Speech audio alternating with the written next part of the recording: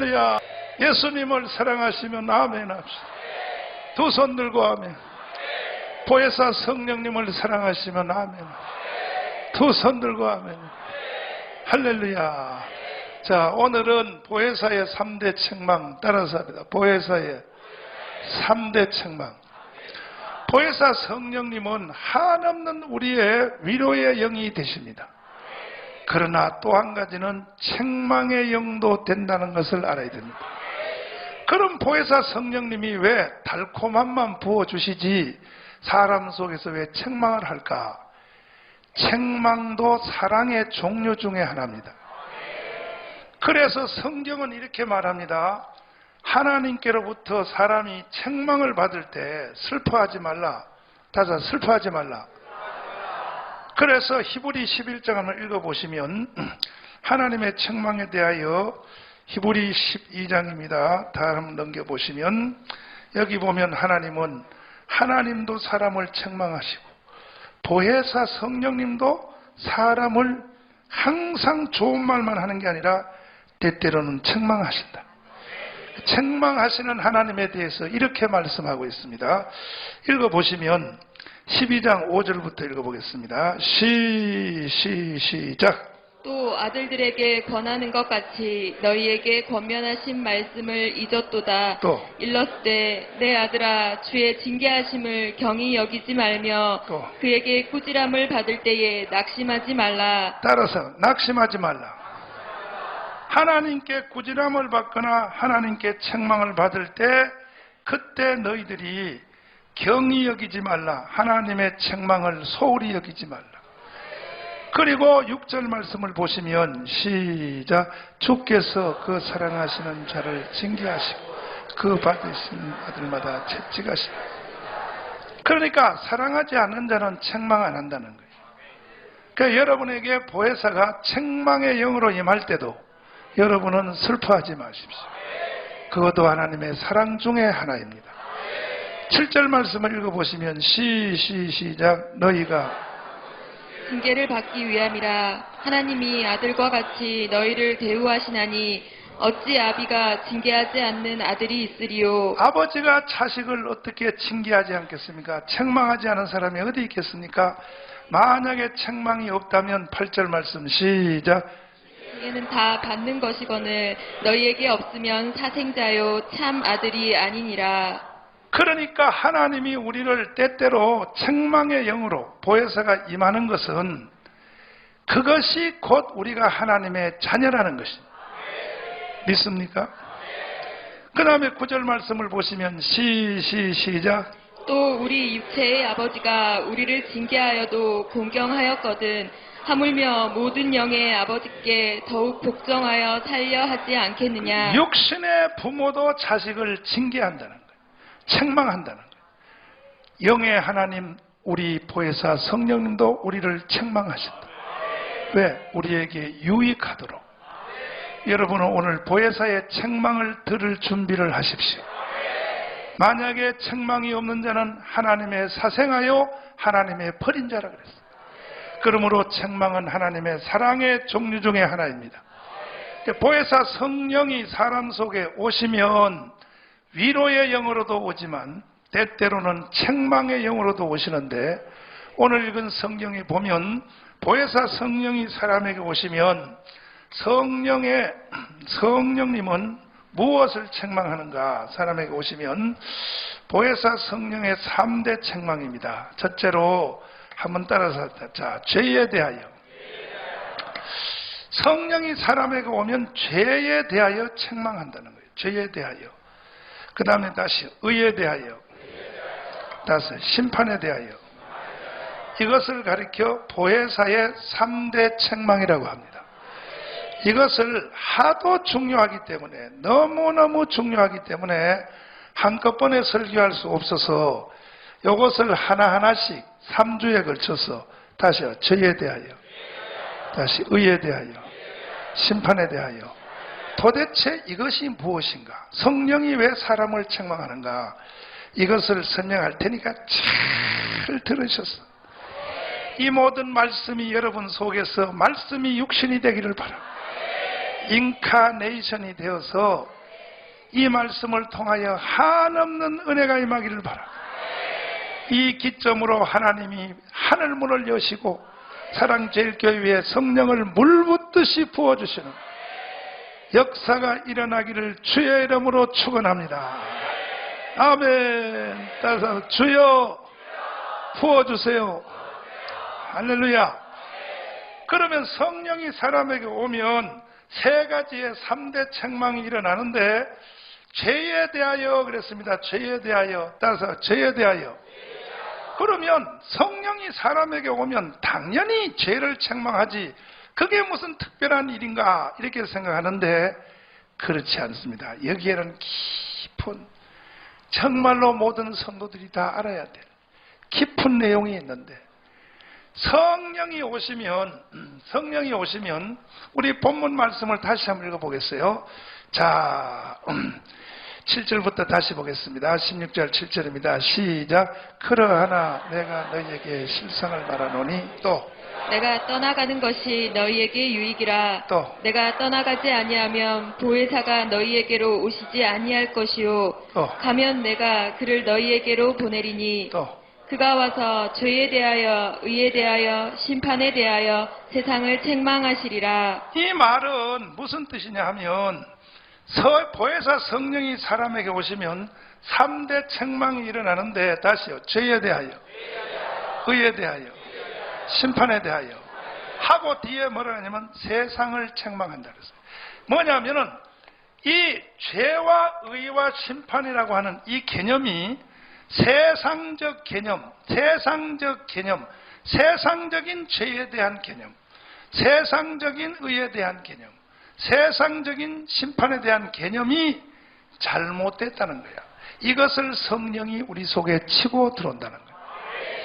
아멘. 그러면 우리는 보통 죄 그러면 무엇을 죄라고 하느냐? 뭘 죄라 그러냐? 우리가 죄라고 생각하는 것과 성령이 지적하는 죄는 종류와 차원과 깊이와 높이가 전혀 다른 거예요.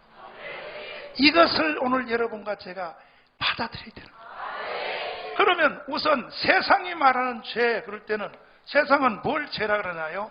제일 광범위한 변두리부터 얘기하자면 세상은 법을 어기는 것을 죄라 그래요. 법을 어기는 거. 우리나라는 국가별로 법들이 다 있어요. 육법이 있어요. 뭐 상법, 형사소송법, 무슨 법이 있습니다. 그 법, 육법 전서가 얼마나 두꺼운지 합니까? 변호사 사무실에 가보면 그 법, 육법 전서 그것이 거기 앞에 이렇게 전시해 놨어요. 그리고 글씨가 깨알만하고 성경책 같은 얇은 종이로 인쇄해 놨는데 그 양이 이만큼 두껍습니다. 그리고 그 법에 대한 조항이 얼마나 섬세하고 많은지 법관들도 다 몰라요. 법관들도. 그래서 뭔 사건이 일어나서 재판받으러 오면 그 법관들이 사건 가지고 그 다음에 그 책을 가지고 밤새도록 책을 넘겨가면서 거기다 갖다 대입을 하려고 애를 씁니다. 변호사님들도 그걸 뒤져서 다시 몰라요. 특별히요 대한민국에는요 가장 애매한 법이 선거법이요. 선거법. 이런 말 들어봤죠? 코에 걸면 뭐예요? 벌써 많이 들어봤어요. 더 들어봤어요. 귀에 걸면 뭐라고요? 또 어디서 많이 들어봤어요. 이게 법이요. 개판이요. 그런데 세상은 이 법을 어기는 자를 바로 죄라 그래요. 죄. 따라서 죄. 그뿐이 아닙니다. 지방자치법이 또 있어요. 서울시, 경기도, 충청도 뭐 다 지방자치의 법이 또 있어요. 그 법의 양이 또 말할 수 없어요. 그거 어기면 다 죄입니다. 동의하시죠? 당연히 죄예요. 맞죠? 그런가 하면 그것만 법이 아니라 이 세상에는 윤리적인 법이 있어요. 상습법. 법으로는 아주 기본이기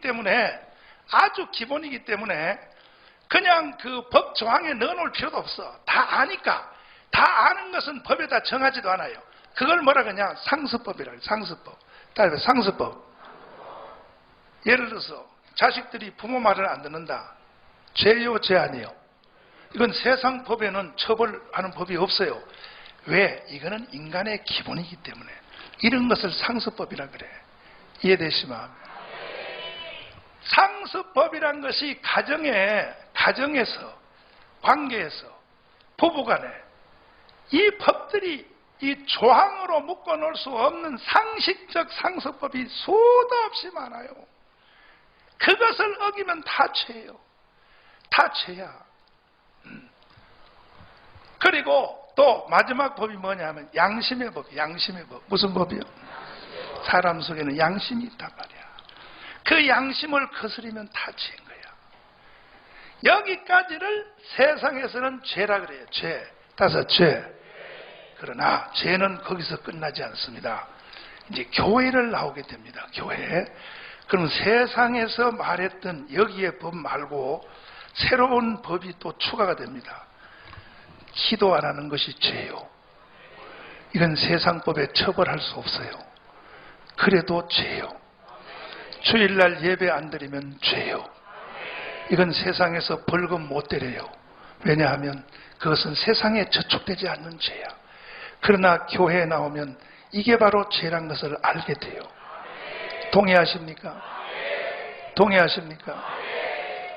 두 손 들고 하면 하나님 말씀대로 안 살면 죄요. 이런 죄가 율법이 또 여기다 추가가 돼요. 율법이 추가가 돼요. 자, 여기까지 이제 다 죄가 드러났습니다.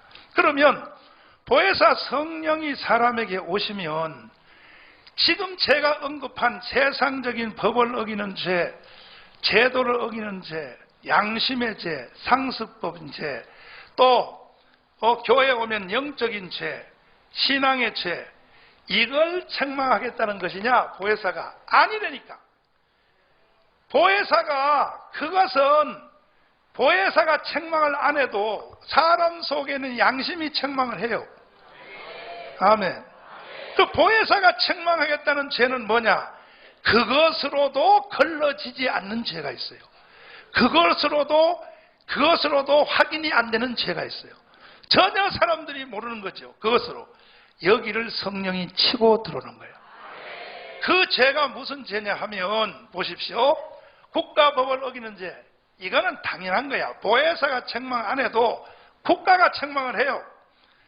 지방자치법 어기면 보혜사가 책망 안 해도 돼. 왜? 다 시에서 벌금 다 때려버려요. 그 책망해요. 그리고 또 이 상습법인 이러한 죄, 이런 죄도 다 가정에서는 부모가 자식을 책망해요. 다 죄에 대해서. 야, 이 자식아! 공부해, 이 자식아! 공부도 안 하고 이 자식아! 이게 책망해요. 아멘. 여자 집사님들이 잘못하면 남편 집사님들이 책망해요. 아, 이것이 정말 뒤치는같이 생겨가지고 말이야. 또 남편이 잘못하면 또 아내가 책망을 해요. 정신 차려 이 개자식아. 자식아, 너 날 데리고 올 때 뭐라 그랬어? 어떻게 해준다 그랬어? 너? 근데 저녁에 술만 처먹고 말이야, 이 자식아. 이렇게 책망을 해요. 그런 책망은 보혜사가 안 해도 다 해요. 사람의 양심에 저촉되는 죄, 그거는 양심이 여러분을 책망해요. 아멘. 교회에 오면 영적인 죄, 기도하세요, 순종하세요, 예배드리세요. 이런 죄는요, 목사님들이 책망을 해요. 보혜사가 안 해도 해요. 교구장들이 해요. 교구의 전도사님들이 다 책망을 해요. 그러면 보혜사가 책망하겠다는 죄는 뭐냐? 희상천외한 겁니다. 이것을 오늘 잘 듣기를 바랍니다. 이 세상에 어떤 제도도 사람으로부터도 책망을 받을 수 없는, 걸러지지 않는 은밀한 죄가 있어요. 이 죄를 보혜사가 여러분과 저 속에 치고 들어오겠다는 거예요. 여러분과 저를 찌르겠다는 거예요. 그럼 우리 우선 다짐부터 한번 받아보고 합시다. 자, 보혜사가 죄를 책망하겠다고 지금 나섰는데, 우리 여기 오면 때때로는 위로의 영으로도 오지만 처음으로 보혜사가 나에게 올 때는 위로 말고 이 통로가 첫 번째, 책망의 통로가 첫 번째입니다. 보혜사는 일단 책망으로 찌르고 들어옵니다. 그 보혜사 성령이 나에게 죄를 책망하고 들어올 때 여러분과 제가 받아들일 준비가 됐나요? 아멘이 영 시원찮네, 푹 꺼지네. 그럼 보혜사가 책망 안 해요. 왜냐하면 찔러도 지를 위해서 찔러주고 책망을 했는데도 책망을 하면요, 사람들이요, 제 1번이 뭐냐면 삐져요, 삐져. 책망하면 바로 삐진단 말이야. 그러나 오늘 보혜사가 우리를 책망할 때는 삐지지 않기로 우리가 보혜사 책망을 길을 열어드리자고. 그럼 보혜사가 책망하기 위해서 우리에게 역사할 때에 받아들이실래요? 그래야 보혜사가 역사하시지. 보혜사가 우리에게 역사 안 하면 그건 고아라 그랬어요. 영적인 고아야.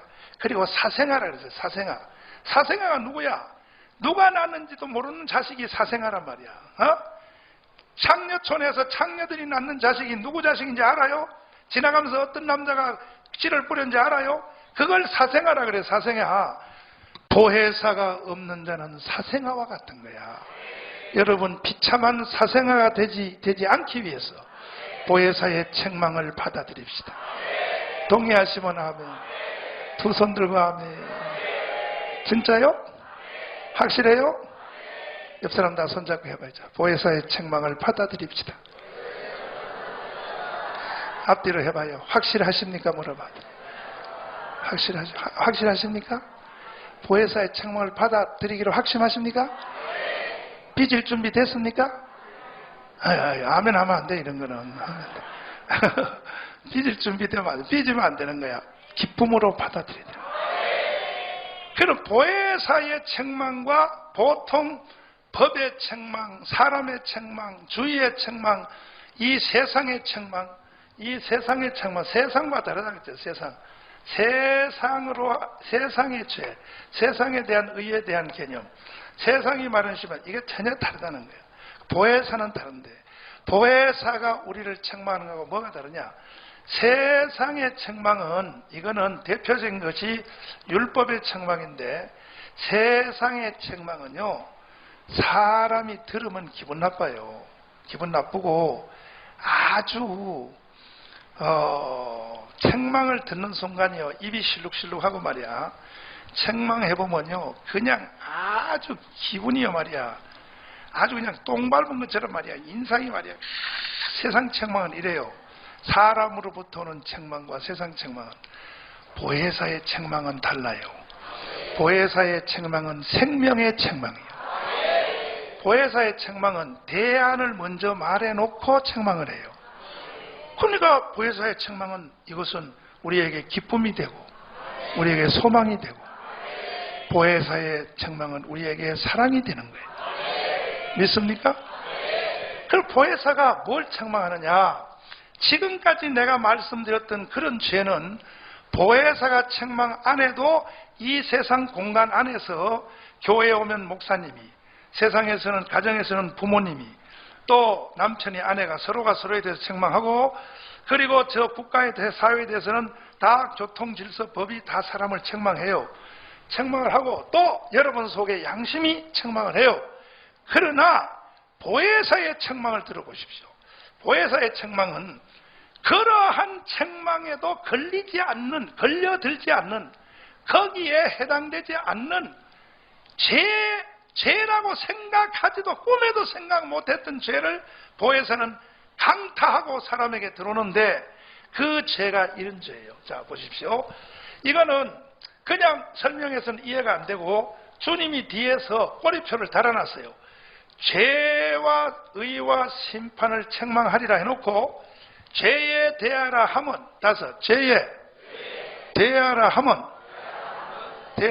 세상적 죄의 개념과 보혜사가 말하는 죄의 개념이 다른데, 죄에 대하라 하면 나를 믿지 아니하며, 자, 이게 난해하단 말이야. 나를 믿지 아니하며, 아니하며. 이 세상이 말하는 죄와 보혜사가 말하는 죄는 뭔 차이가 있느냐? 보혜사가 말하는 죄는, 세상이 말하는 죄는 당연하고, 그것은 보혜사가 말 안 해도 인간이 벌써 양심을 통하여 다 책망을 받는 것인데, 그거 말고 보혜사가 지적해내고 딱 찍어내는 죄는 뭐냐? 나를 믿지 아니하며, 예수 그리스도와의 관계성을 말하는 거예요. 이거는 세상의 죄와 교회 안에서 들어오는 교회에서 영적인 제도를 통하여 받는 책망하고도 또 달라요. 나를 믿지 아니하면 이 말은 이런 것입니다. 자, 보십시오. 인간은 태어날 때부터 다 죄인이요. 동의하십니까? 인간은 태어나는 순간에 죄 덩어리로 태어나요. 죄의 뿌리가 사람 속에 이미 원죄를 통하여 자리 잡고 있는 거예요. 금방 태어난 어린애들이 그냥 웃고 잠자면서도 입이 그냥 요렇게 젖 먹는 거, 젖 빠는 것처럼 이렇게 하는 거 얼마나 이쁘죠? 그런 애 속에 이미 죄가 뿌리가 그 속에 박혀 있다는 거예요. 모든 인간은 다 죄의 뿌리 속에 이미 뿌리가 박혀서 태어나는 거예요. 그걸 가리켜 뭐라 그러냐? 원죄요. 그 원죄가 자라나면서 자범죄로 돌아서요. 그 원죄가 자범죄를 일으켜요. 죄를 실제로 자기가 죄를 만들어낸단 말이에요. 이 땅에 태어난 사람 중에 한 번도 죄를 안 진 어린애도 죄인이요. 왜? 이미 죄의 뿌리가 그 속에 박혀요. 선악과 따먹을 때 인간 속에는 원죄의 뿌리가 사람 속에 들어왔다 이거예요. 이해되시면 아멘? 그런데 그 원죄가 사람 속에 들어와서 이미 인간은 오염됐어요. 죄에 대하여 오염된 거야. 이미 죄에 대해서 사람은 바이러스에 감염이 된 상태예요. 그 바이러스가 나중에 현상으로 나타나려면 시간이 필요해요. 에이즈 환자의 균이 사람 속에 들어와도 바로 발작하지 않아요. 한 7년 지나야 돼요. 7년 지나면 그때 붉은 반점이 툭툭툭 튀어나와요. 그때가 이 현상이 일어나요. 7년 전까지는 에이즈 환자가 균만 들어와 있지 보균 상태야. 보균 상태도 그것도 환자예요. 그와 같이 죄도 보균 상태에 있는 죄가 있어요. 겉으로 안 드러나죠. 시간이 지나면 드러나요. 이해되시면 아멘. 그런데 이렇게 인간은 다 태어나면서부터 죄인이니까 죄의 오염이 이미 돼 있다면 모든 사람의 죄예요. 이것이 죄가 바깥으로 튀어나오는 현상의 양만 달라요. 어떤 사람은 5%, 어떤 사람은 10%, 어떤 사람은 100%. 죄가 바깥으로 나가는 양만 다르지 모든 인간은 다 죄인이에요. 동의하시면 아멘. 죄 없는 사람은 한 명도 없어요. 모든 인간이 아담 안에서 태어났기 때문에 인간은 아담의 피를 가지고 태어나서 모든 인간의 피는 이미 더러워진 거예요. 다 죄에 오염되어 있다 이 말이야. 아멘. 그런데 그 죄의 차이가 사람과 사람 사이를 비교해보면 너는 5%, 너는 10%, 너는 80% 이렇게 큰 차이가 나도 하나님 쪽에서 보면요 차이가 없어요. 죄를 많이 진 놈이나 적게 진 놈이나 하나님 쪽에서 보면 다 죄인이에요. 그래서 하나님은 사람에게 나보다가 더 큰 죄를 지는 사람을 흉보지 말라 그래요. 흉보면 하나님은 뭐라고 말하냐? 너는 죄가 안 드러나서 그렇지 너 속에서 잠복해 있는 죄는 저 사람보다 더 커. 그러니까 사람이 사람의 죄를 이렇게 참소하는 것을 성경은 허락하지 않아요. 왜? 같은 죄인이에요. 이해되시면 아멘. 하나님이 보시면 이 세상에서 사람이 사람을 정죄하는 꼴을 못 봐요. 사람이 사람을 정죄하면 바로 그런 꼴이 되는 거예요. 여러분과 저는 사람이 사람을 정죄할 권세가 없어요. 왜? 다 죄인이기 때문에. 이해되시면 아멘. 그래서 모든 인간이 다 죄인이기 때문에 하나님이 이 죄의 문제를 해결해 주시려고 어떻게 하셨냐면 이 세상을 창조하신 하나님이 사람의 육체 속에 들어왔어요. 육체의 옷을 입기 위하여 마리아의 뱃속에서 10달을 살았어요. 그분이 누구냐면 창세기 1장에 빛이 있으라 하고 이 세상을 말씀으로 창조하신 그분이 사람의 뱃속에 들어왔다니까. 10달 동안을. 이것은 그리스도의 비하라 그러는데 신학적으로 그리스도의 낮아짐이라 그러는데 이것은 이 세상에 단어에 표현하지 못할 단어가 많아요. 성경에. 그때에 느끼는 고통은요. 영이 육체의 한계점 안에 갇힌다. 이것은 여러분과 제가 이 세상에서 아무리 어떤 고난을 당해도 그리스도가 사람 뱃속에 들어가는 그 고난만 못해요. 그 고난은 말할 수가 없는 거예요. 이해되십니까? 이해되십니까? 그리스도가 사람의 여자의 배에 들어가서, 여자의 배에 들어가면 여자의 자궁 속에 들어가는 거예요. 바리의 자궁 속에. 자궁 바로 옆에 뭐 있어요? 똥주머니 있다면 똥주머니. 어유 없는 것처럼 그렇게 터듭니다. 그럼 속에다 똥주머니 있잖아. 그 속에 10달을 예수님이, 무한의 영의 하나님이 유한의 인간의 육체의 옷을 입기 위하여 뱃속에, 이거를 사람들의 능력으로는 그 주님의 고난의 깊이를 몰라요. 보혜사가 우리에게 가르쳐줘야 돼요. 가르쳐주면 주님이 그때 고난 당했던 그 느낌이 나한테 와요. 그래서 사람이 통하고 막 우는 거야. 안 그러면요, 주님이 여자 뱃속에 10달 있었던 것이 돼서, 그건 뭐, 그 고난이요. 거기에 뭐 먹는 것도 없고, 그냥 배꼽으로 밥 다 먹여가지고 자동 그냥 난방, 자동 온방 시스템 완전히 다 돼 있어가지고, 그냥 가만히 그냥 가만히 이렇게 쪼그리고 이렇게 있으면 되는데, 이렇게 알아요. 그러나, 그리스도가 사람의 뱃속에 들어와서 10달을 그 속에 있다고 하는 것은 고난의 그것이 얼마나 큰지를 보혜사가 내 속에 들어와서 가르쳐줘야 알아요. 그래서 보혜사가 필요한 거예요. 따라서 보혜사, 성령님, 저에게 가르쳐주세요. 그때 사람의 눈에서 눈물이 피 나는 거예요. 보혜사의 찌름을 통하여. 아멘. 그리고 사람의 육체로 태어나서 33년 반을 세상에 살았어요. 영이 육체로 33년을 산다, 이 땅에. 이거는 뭘로도 표현할 길이 없어요. 길이 없단 말이에요. 이해되시면 하면. 잘 보세요. 이러한 그 느낌을 사람의 능력으로는 그걸 못 받아요. 보혜사가 우리 속에 느끼게 해줘야 돼요. 그래서 보혜사가 오면 사람의 눈에서 장마가 지게 돼 있는 거예요. 그것에 대한 느낌이 내 가슴에 그대로 부딪혀오기 때문에. 아멘. 이해되시면 아멘. 거기다가 예수님이 십자가에 못 박혀 죽었어. 이 고난은, 이거 보세요. 죽었는데 예수님 십자가 못 박혀 죽을 때 3명이 같이 죽었어요. 오른편 강도야, 왼편 강도예요. 예수님이 가운데예요. 근데 원래 십자가에 못을 박으면 사람이 바로 안 죽어요. 손 4군데, 양 손에 못을 질러버려요. 양 발에다가 질러요. 그런다고 사람이 죽습니까? 안 죽지요. 보통 며칠 사냐? 십자가에 달린 상태에서 3일 살아요. 3일 동안 파닥파닥 하면서 안 죽는단 말이야. 여기 못 박아도 피가 많이 안 나요. 3일 동안 바닥바닥 그러면서 안 죽는단 말이야. 안 믿어지면 박혀보라니까. 한번 박혀봐. 못 가지고 한번 박혀보라고. 그런데 이렇게 십자가에 못이 박혀 있는데 예수가 너무 빨리 죽은 거야. 6시간 만에 죽었어. 6시간. 몇 시간?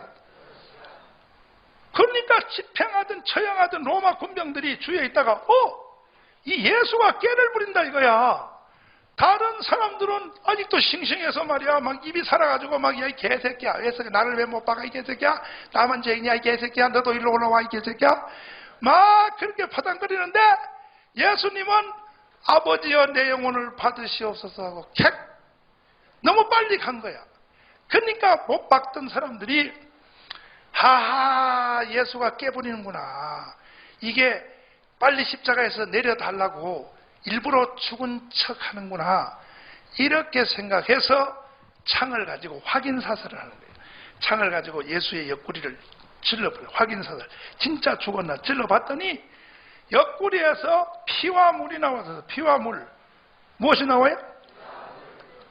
피와 물이 나왔는데 사람의 시체에다 칼을 찔렀을 때 피와 물이 나오는 상태는 생체학적으로 불가능하다. 사람의 옆구리에다 창을 찔러서 피는 나올지 몰라도 물이 나왔다. 물이 어떻게 나와? 그는 예수님이 십자가에 못 박히기 전에 어제 저녁에 마셨던 물이 뱃속에 있었는데 그 물이 흘러나왔다. 성경에는 미안하지만 주님이 물을 안 먹었다고 써 있어요. 십자가에 달렸을 때도 깔때기에다가 포도주를 입에다 넣어줘도 주님이 마시지 않았다고 되어 있어요. 그런데 왜 물이 나왔을까? 이런 상태에서 시체에다가 딱 칼을, 옆구리 창을 질렀을 때 피만 안 나오고 물하고 같이 나온 현상은 성경의학자들이, 성경의 장로님들이, 의사 장로님들이 어떻게 물과 피가 나올 수가 없는데, 시체에서 어떻게 물이 나오냐 말이야. 나올 수가 없는데 나올 수 있는 현상은 딱 하나밖에 없다는 거예요. 뭐냐? 예수님이 십자가에 못 박혔을 때 육체적인 고통보다가 인류의 모든 죄가 예수님께 전가되어서 예수님을 누르는 중압감, 무슨 감이요? 중압감이 너무 커서 심장이 터져서 주님이 빨리 죽었다는 거예요. 6시간 안에. 심장이 폭발해서 터지면 못에 거기에 피가 거기에서 분해가 돼가지고 물과 피로 나누어진다는 거예요. 심장이 터지는 경우에만. 그래서 주님의 죽음이 심장에 터집니다. 주님이 왜 심장에 터졌을까? 주님이 인류의 모든 죄를 다 뒤집어 쓰고 십자가에 딱 달렸을 때에 그때 주님께로 누르는 그 죄의 중압감은 인류의 모든 죄가 거기에 다 뒤집어서 쓰니까 그 중압감이 얼마나 크겠어요. 이번 주에 롯데의 제2인자 되는 롯데 부회장이 검찰이 수사한다니까 자살해서 죽었어요. 자살을 왜 합니까? 자살하는 사람은 이유가 하나예요. 중압감에 눌려서 자살해요. 자살을 하는 사람은 지금 나한테 다가온 현실적인 그 압박감을 피하려고 자살해요. 이 압박감을 나는 견딜 수가 없다. 차라리 죽는 게 낫다. 그러나 여러분, 이것은 큰 착각입니다.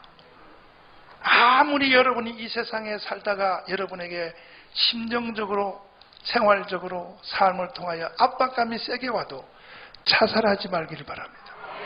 왜 자살을 안 해야 되냐면, 자살은 왜 하느냐 생각해봐요. 자살은 중압감 때문에 자살하는 거예요.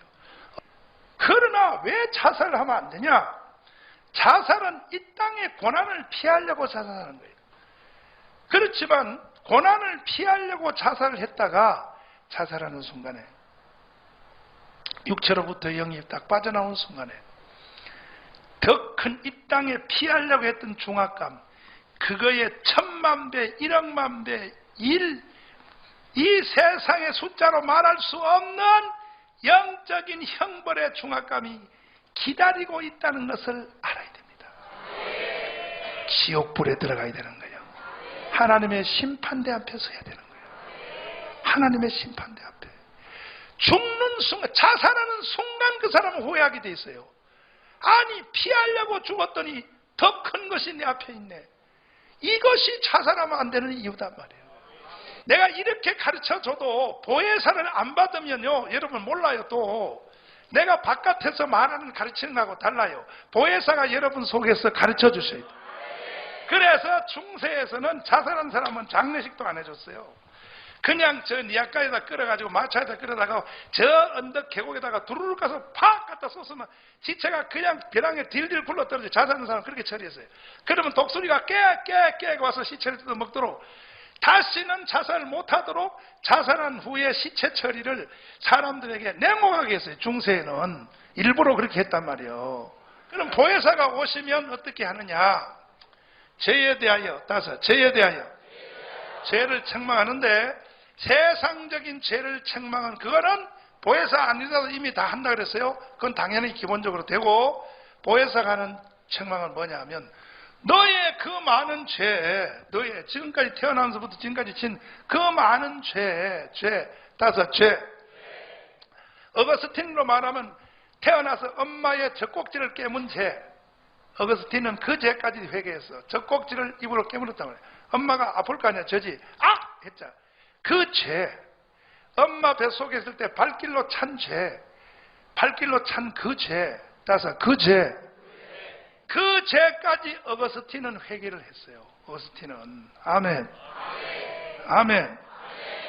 그런데 그 많은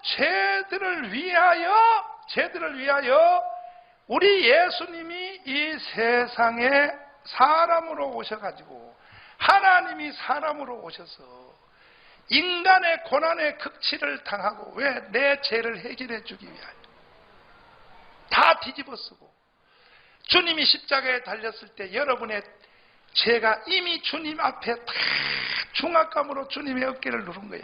아담으로부터 인간의 모든 죄가 다 예수님 위로 올라간 거야. 그때 주님이 그 죄의 중압감을 얼마나 큰 중압감을 당했습니까? 그래서 예수님이 심장이 펑 터져서 십자가에서 죽으셨어요. 죽어서 이제 우리의 죄를 위하여 예수님이 십자가에서 이렇게 나를 위하여 죄를 용서할 근거를 만들기 위해서 십자가에서 내 대신 예수님이 내 죄 대가를 치르기 위하여 이렇게 하나님이 사람으로 오셔서 여자 뱃속에 10달 계시고 십자가에서 처참한 나를 위해서 고난을 대신 내 죄를 대신 치룬 그것을 따라서 인정하라. 그러니까 하나님의 사랑을 나 같은 죄인을 위하여 하나님이 십자가에서 내 죄를 위해서 대신 형벌을 당하신 십자가의 사랑, 내 죄를 해결하기 위해서 베풀으신 사랑을 거부하지 말라. 따라서 거부하지 말라. 바로 그 사랑을 거부하는 죄가 모든 죄 중에 가장 큰 죄입니다. 사람은 죄를 지는 것도 죄지만 그거는 죄도 아니요. 하나님이 보실 때 제일 큰 죄는 뭐냐? 보혜사가 바로 이것을 통타하는 거예요. 보혜사가 이걸 내리치는 거예요. 우리 속에 들어오면 이걸 찌르는 거야. 야, 이 자식아, 너 죄인이지. 너 그러면 앞에 죄는 다 이미 알고 있어. 양심을 통하여 어릴 때부터 진 모든 죄를 다 알아. 다 아는데 그것이 죄가 아니라 그것보다 더 큰 죄가 뭐냐면 그래서 예수가 너를 위해서 와서 십자가에 못 박혀 죽었다고. 아멘. 그 사랑을 너가 왜 안 받아들였어? 그 사랑을 너가 왜 거부했어? 이것을 성령이 책망을 하는 거예요. 그래서 나를 믿지 아니하며 뭐를 믿지 않는다는 거냐? 복음의 7대나 하나님이 사람으로 이 땅에 왔다는 것, 날 위해서 고난당했다는 것, 십자가에 죽었다는 것, 삶 안에 부활했다는 것, 승천했다는 것, 재림했다는 것, 이것을 너가 왜 인정하지 않느냐? 이 죄가 모든 인류의 죄를 합한 것보다가 이 죄가 제일 큰 죄예요. 합하면 이것을 다시 한마디로 줄이면 뭐냐? 죄를 지는 죄보다가 그 죄를 해결하기 위한 하나님의 사랑을 거부한 죄. 따라서 사랑을 거부한 죄. 이것을 보혜사가 책망하는 거예요. 너가 뭐가 잘났기에 죄 진 것만 해도 너는 형편없는 인간인데 하나님의 사랑을 너가 거부했어. 그거는 너는 용서받지 못해. 그래서 이 세상에서 모든 죄는 다 용서를 받을 수 있어도 하나의 죄만큼은 용서받을 수 없는 것이 뭐냐? 하나님의 사랑을, 하나님의 죄에 대한 대책을 하나님이 해결해 놓은 그 은혜를, 그 길을 너가 뭔데 하나님을 거부하냐 말이야. 하나님의 사랑을 거부한 그 죄가 용서받지 못할 유일한 죄예요. 유일한 죄. 이해되시면 아멘. 살인죄도 용서받아요. 간음죄도 용서받아요. 사기도 용서받아요. 모든 죄는 용서받지 못할 죄가 하나도 없어. 하나만 용서 못해. 그리스도를 거부한 죄. 하나님이 너를 위해서 그 죄를 대책을 다 세워놨는데 너가 뭘 잘났다고 그걸 안 받아들여. 그것에 대해서 너가 왜 수용을 안 해? 이걸 보혜사가 사람 속에 오면 찌르기 시작하는 거예요. 그때 사람은 통회의 눈물이 나기 시작하는 거예요. 통회의 눈물은 첫째, 자기의 죄가 드러날 때 눈물이 나지만 그 다음에 더 애통은 뭐냐? 이 하나님의 사랑을 내가 지금까지 모르고 살았던 죄. 이것이 내 경험이요. 내가 처음 교회 나갈 때 성령 보혜사가 내게 올 때 비통함이 일어나고 통곡하고 완전히 내가요 무슨 완전히 내 속에서 그냥 창자 속에서 소리가 날 만큼 그런 통해가 일어난 그 기점이 언제서느냐? 하나님의 사랑을 내가 몰랐구나. 내가 그걸 거부하고 살았구나. 오늘 이와 같은 보혜사의 책망이 일어날지어도 보혜사가 이걸 찌른다는 거야. 이해되시면 하면 우리가 윤리적으로 도덕적으로 세상의 법적으로 양심적으로 죄진 그것을 보혜사가 책망하는 게 아니고 그거는 이미 우리 양심이 책망을 했어. 보혜사의 책망의 죄는 그 범위가 아니고 거기서 걸러지지 않는 마지막 죄 뭐냐?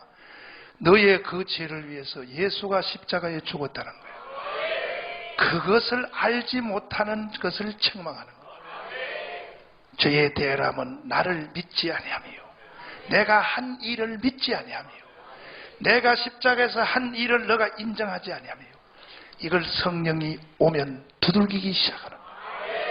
오늘 여러분과 저는 이 책망을 받아야 되는 거예요. 이 보혜사의 책망을 받아야 되는 거예요. 아멘. 이 보혜사의 책망이 없는 사람은 죄 용서가 안 되는 거예요. 앞에 죄도 용서 안 되는 거예요.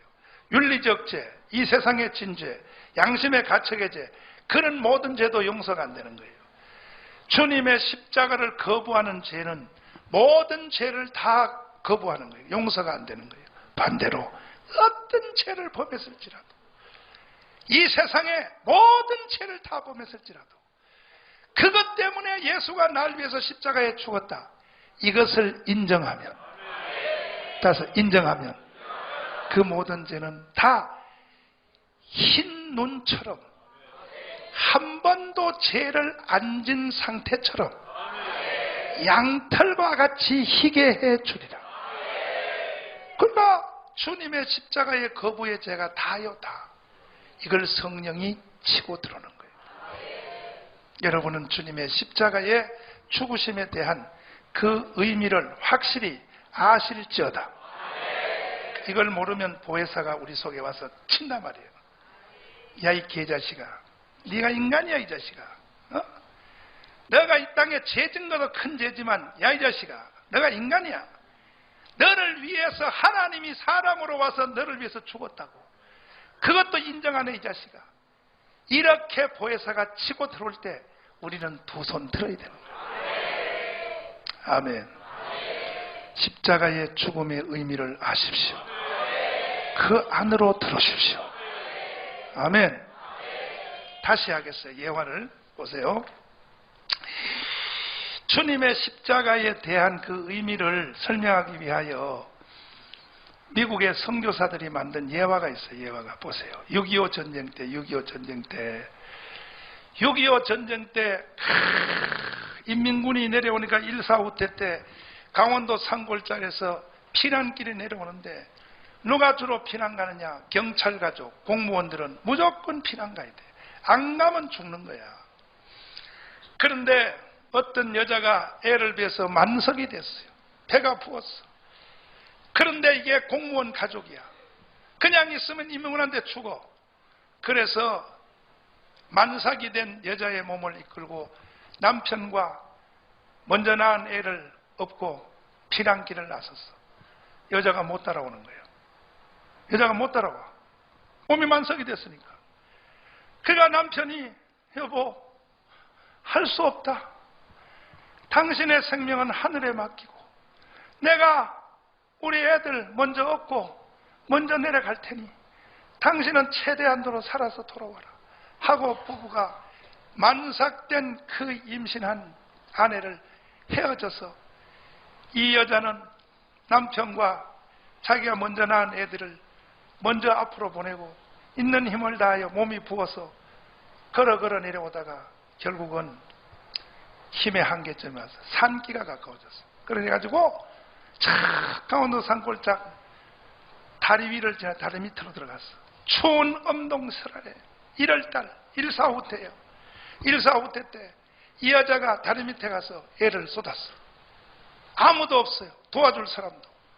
그런데 거기서 쏟는 그 애도 자기의 생명의 피가 거기에 섞였다고 해서 여자들이 자기 자식을 향한 생명은 이것은요 말할 수 없거든요. 남자들은요 아니야. 여자들은요 자기 아들에 대해 생명을 쏜다면 생명 자체를 댄단 말이야. 짐승들도 그래요. 그래가지고 다리 밑에 들어가서 입었던 옷을 웃도를 벗었어. 자갈밭에다 깔았어요. 그리고 아기를 낳았어요. 그 여자는 알몸이야. 팬티만 입고 있어. 그 추운 날씨에. 그리고 그 옷 벗은 걸 가지고 아기를 덮어줬어. 그리고 태를 잘랐어. 짜맸어요. 아기가 추운 겨울에 추우니까 얼 죽을까봐 모든 옷을 벗어서 다 아기를 살라고 감고 하고, 그리고 그것도 모자라 자기의 알몸으로 자갈밭에 누워서 그 아기에게 바람이 불지 않도록 이렇게 안고 있었어요. 지나가는 차 위에 선교사가 피난을 가는데 아기가 우는 소리가 들려 차를 세우고 다리 밑을 내려가 봤더니 그런 광경이 벌어진 거예요. 선교사가 너무나 참혹한 걸 보고 그 애를 이렇게 잡아당겼더니 여자는 얼어서 죽었어. 엄마는 이미 죽은 거예요. 그리고 그 애는 살아가지고 옷으로 쌌기 때문에 울고 있어요. 그래서 선교사가 피눈물 나는 눈물을 흘리고 전쟁의 그 비참함, 그 아기를 안고 차로 데리고 와서 자기의 양딸로 20년을 키웠다. 20년을. 몇 년을요? 애가 유치원 다니죠. 선교사 밑에서. 초등학교 가지요. 애가 자꾸 묻죠. 아빠, 왜 아빠는 미국 사람이고 나는 한국 사람이야? 그런 거 묻는 거 아니야? 그런 거 물으면 안 돼. 고등학교까지 컸어요. 하루는 이 딸내미가 학교를 갔다 오더니 고등학생이 됐어요. 정중하게 얘기했어요. 아빠, 미국 선교사요. 나 이제 컸거든.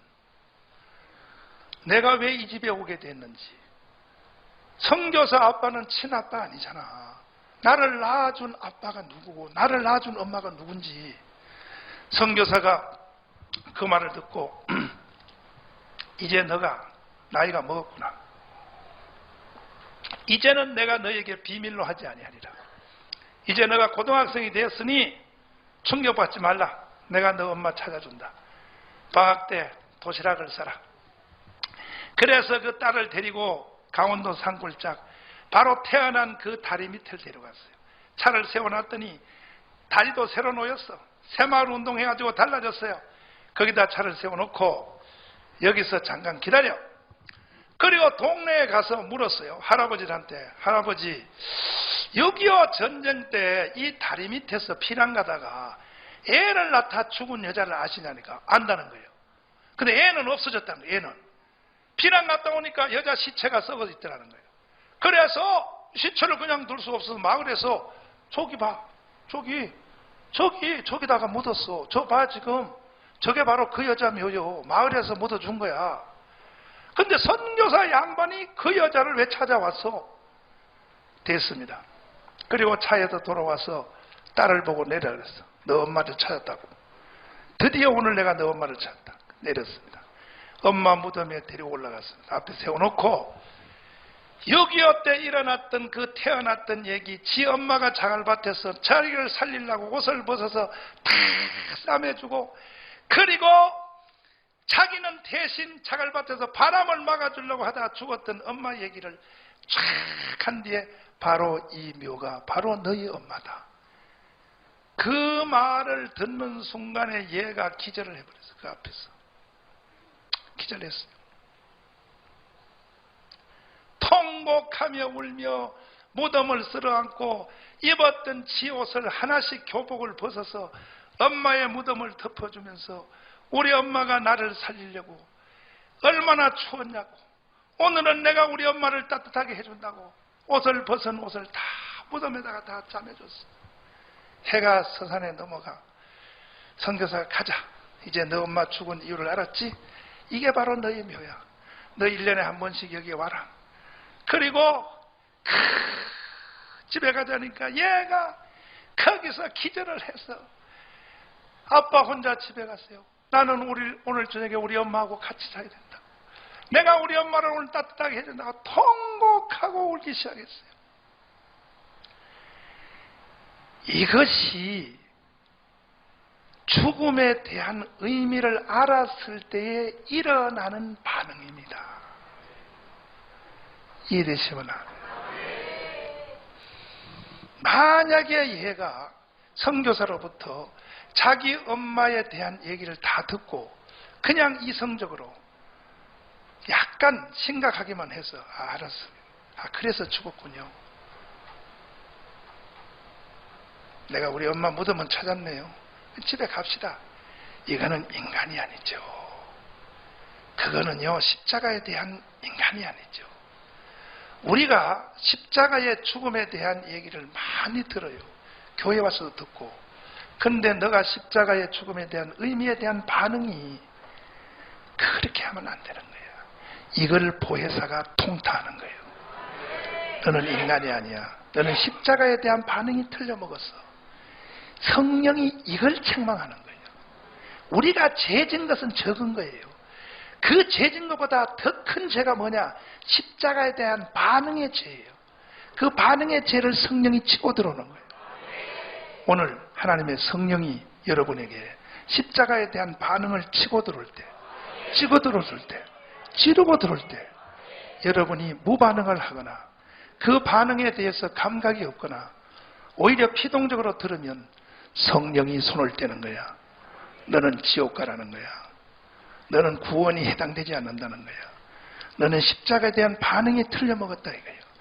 이것을 성령이 우리를 책망하는 거예요. 보혜사의 3대 책망 중에 제일 책망이 바로 십자가에 대한 너의 반응을 책망하는 거예요. 이해되시면 하면. 그러면 오늘 우리는 여기서 성령이 내 속에서 주님의 십자가에 대한 반응에 대하여 너 틀려먹었어. 너 그따위로 반응하는 인간이 아니야. 죄 진 것만 해도 는 나쁜 놈인데 너의 죄를 위해서 해결해 주기 위해서 예수님이 십자가에 못 박혀 죽었다고. 그거에 대하여 너가 그런 반응이야? 너는 인간 쓰레기요. 너는 짐승만도 못한 인간이요. 이렇게 성령이 치고 들어올 때 여러분 성령의 찌름에 대하여 여러분 시험 들지 말고 아멘.